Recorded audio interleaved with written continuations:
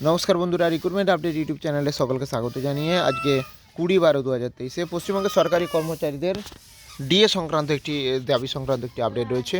আসুন এই সংক্রান্ত আপডেট দেখে নিই বিস্তারিত কী রয়েছে। বছরের শুরুতেই পরপর 3 দিন বন্ধ থাকতে পারে শিক্ষা প্রতিষ্ঠান, অফিস কাছারি।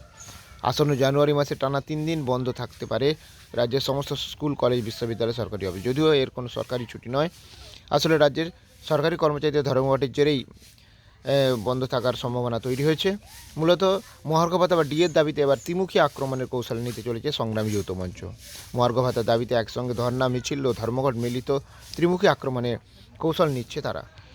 ওদিকে নতুন বছর বৃহত্তর ধর্মঘট কর্মসূচিও রয়েছে সংগ্রামী যৌথ মঞ্চে। তাদের এই ধর্মঘটের জেরেই বন্ধ হতে পারে অফিস বলে মনে করা হচ্ছে।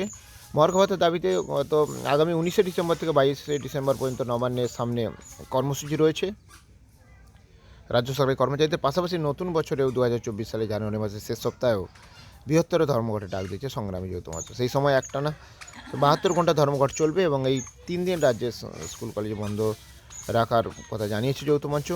প্রসঙ্গত কেন্দ্রীয় সরকারি কর্মচারী বর্তমানে 46% হারে মহার্ঘ ভাতা পান, আর সেখানে ডিএ 6% পাচ্ছেন মহার্ঘ ভাতা। এই ডিএর দাবিতে আন্দোলন চলছে সরকারি কর্মচারীদের। তো যাই হোক, এই আপডেটটা আমি শেয়ার করলাম, আর আপডেটগুলো অবশ্যই শেয়ার করবো।